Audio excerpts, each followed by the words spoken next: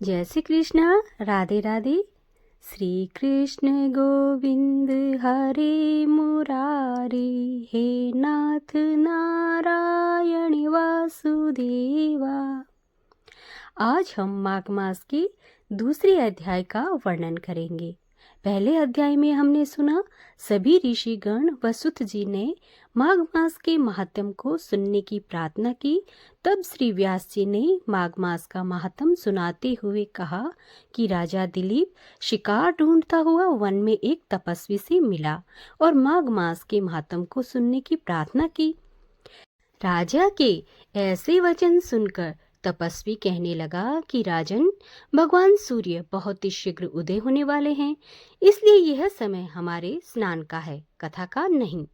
सो आप स्नान करके अपने घर को जाओ और अपने गुरु श्री वशिष्ठ जी से इस महात्म्य को सुनो। इतना कहकर तपस्वी सरोवर में स्नान करने के लिए चले गए और राजा भी विधि पूर्वक सरोवर में स्नान करके अपने घर लौटा और रानी व्यास में जाकर तपस्वी की सब कथा रानी को सुनाई।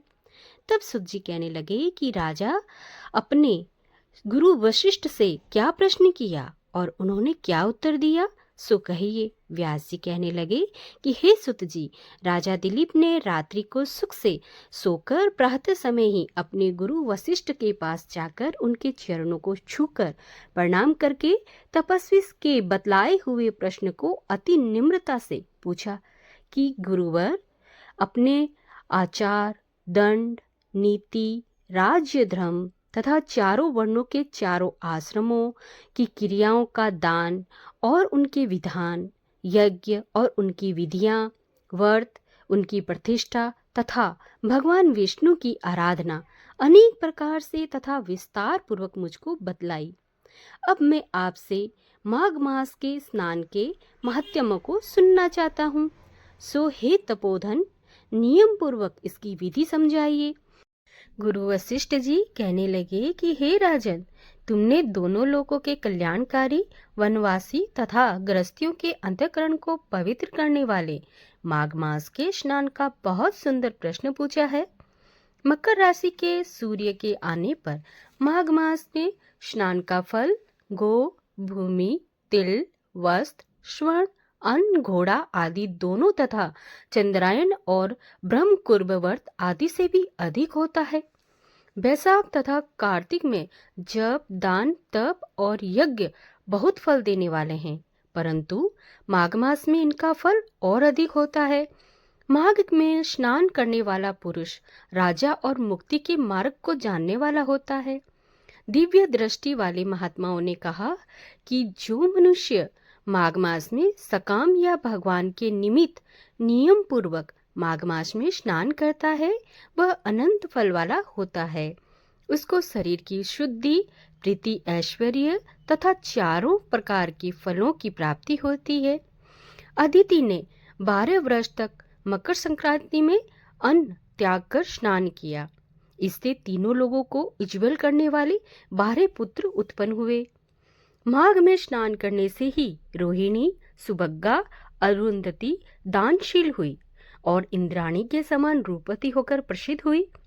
जो माघ मास में स्नान करते हैं तथा देवताओं के पूजन पर तत्पर रहते हैं, उनको सुंदर स्थान, हाथी और घोड़ों की सवारी तथा दान को द्रव्य प्राप्त होता है और अतिथियों से उनका घर भरा रहता है और उनमें उनके घर में सदा वेद ध्वनि होती रहती है। वह मनुष्य धन्य है जो माघ मास में स्नान करते हैं, दान देते हैं तथा व्रत और नियमों का पालन करते हैं। और दूसरे पुण्यों के क्षीण होने से मनुष्य स्वर्ग से वापस आ जाता है, परंतु जो मनुष्य माघ मास में स्नान करता है वह कभी स्वर्ग से वापस नहीं आता। इससे बढ़कर कोई नियम, तप, दान पवित्र और पाप नाशक नहीं है।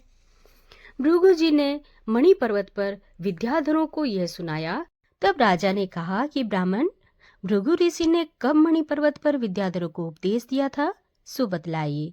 तब ऋषि ने कहने लगे कि राजन, एक समय 12 वर्ष तक वर्षा न होने के कारण, सब प्रजा क्षीण होने के कारण संसार में बड़ी उदीनता फैल गई। हिमांचल और विंध्याचल पर्वत के मध्य का जो देश है वह निर्जन होने लगा। श्राद्ध, तप तथा स्वाध्याय सब कुछ टूट गए थे। सारा लोक विपत्तियों में फंसकर प्रजाहीन हो गया। राजा भूमंडल फल और अन्न से रहित हो गया था।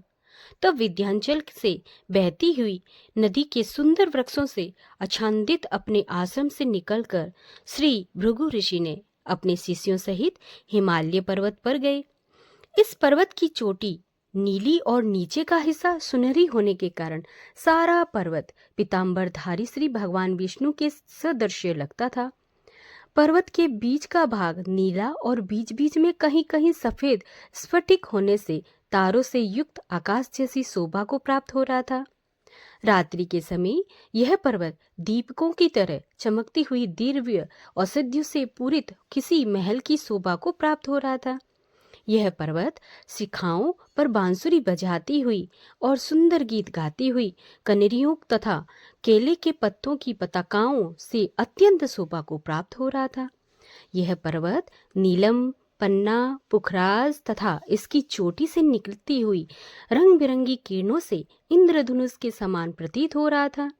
स्वर्ण आदि सब धातुओं से तथा चमकते हुए रत्नों से चारों ओर फैली हुई अग्नि ज्वाला के समान शोभामान थी। इसकी कंदराओं में काम पीड़ित विद्याधरी अपनी पतियों के साथ आकर रमण करती है और गुफाओं में से ऐसे ऋषि मुनि जिन्होंने संसार के सब कलेशों को जीत लिया है और दिन रात ब्रह्म का ध्यान करते हैं, और कई एक हाथ में रुद्राक्ष की माला लिए हुए शिव की आराधना में लगे हुए हैं। पर्वत के नीचे भागों में जंगली हाथी अपने बच्चों के साथ खेल रहे हैं तथा कस्तूरी वाले रंग बिरंगे मृगों के झुंड इधर उधर भाग रहे हैं। यह पर्वत सदा राजहंस तथा मोरों से भरा रहता है। इसी कारण इसको हम कुंड कहते हैं। यहाँ पर सदैव ही देवता, गुहमक और अप्सरा निवास करते हैं। तो दूसरा अध्याय यहीं समाप्त होता है। कल हम करेंगे पठन तीसरे अध्याय का।